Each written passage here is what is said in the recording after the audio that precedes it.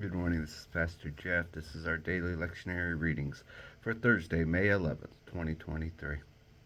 Our psalm reading is going to be Psalm 66, 8 through 20.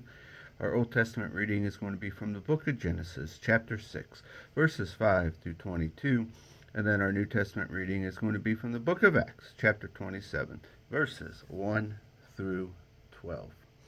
Let us listen in to our scriptures today as we are going to be reading in from the Message.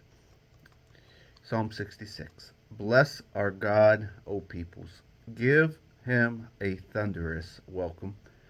Didn't he set up on the road to life?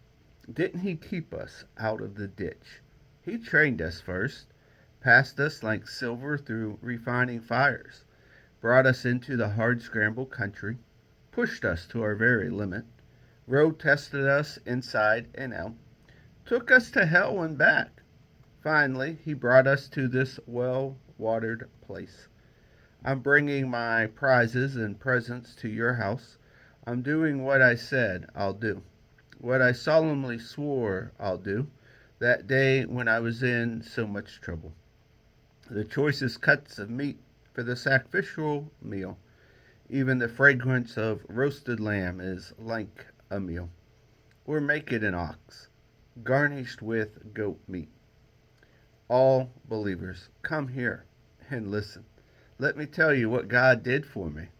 I called out to him with my mouth, my tongue shaped of the sound of music. If I had been cozy with evil, the Lord would have never listened. But he surely did listen. He came on the double when he heard my prayer. Blessed be God. He didn't turn a deaf ear. He stayed with me, loyal in his love.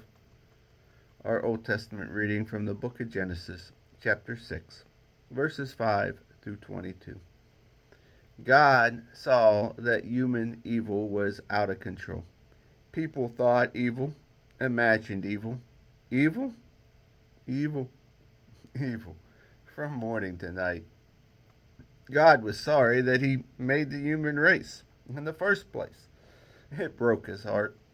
God said, I'll get rid of my ruined creation, make a clean sweep. People, animals, snakes and bugs, birds, the works. I'm sorry that I made them. But Noah was different. God liked what he saw in Noah. This is the story of Noah. Noah was a good man, a man of integrity in his community. Noah walked with God.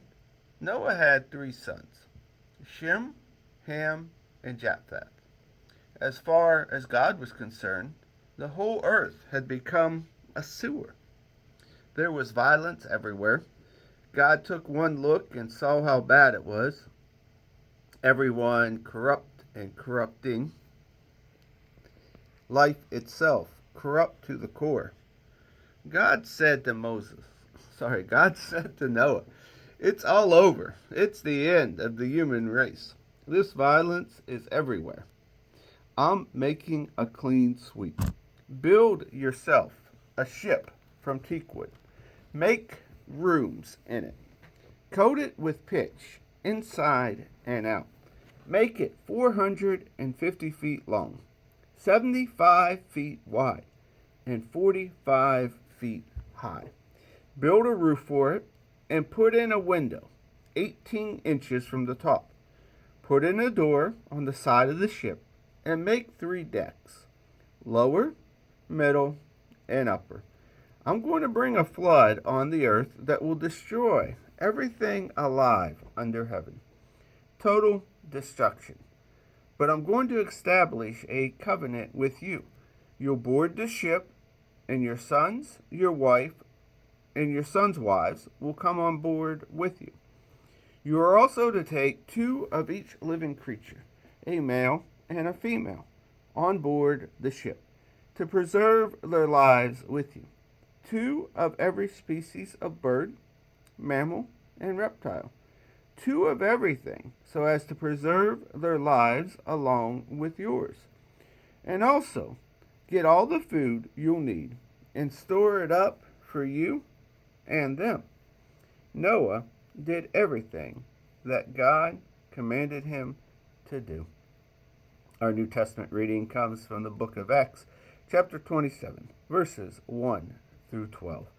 As soon as the arrangements were complete for our sailing to Italy, Paul and a few other prisoners were placed under the supervision of a centurion named Julius, a member of an elite guard. We boarded a ship from Outremer that was bound for Ephesus in the port west. Aristarchus and Macedonia from Thessalonica went with us. The next day we put in at Sidon. Julius treated Paul most decently, let him get off the ship and enjoy the hospitality of his friends there.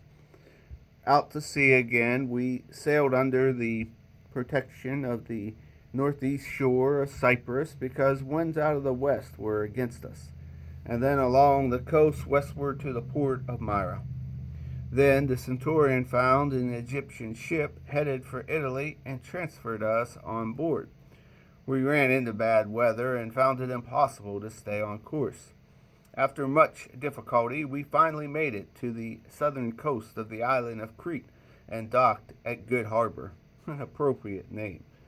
By this time, we had lost a lot of time. We had passed the autumn equinox, so it could be stormy weather from now on through the winter. Too dangerous for sailing. Paul warned, I see only disaster ahead for cargo and ship, to say nothing of our lives, if we put out to sea now. But it was not the best harbor for staying the winter. Phoenix, a few miles further, was much more suitable. The centurion set Paul's warning aside and let the ship captain and the ship owner talk him into trying for the next harbor. And here ends our readings for the day.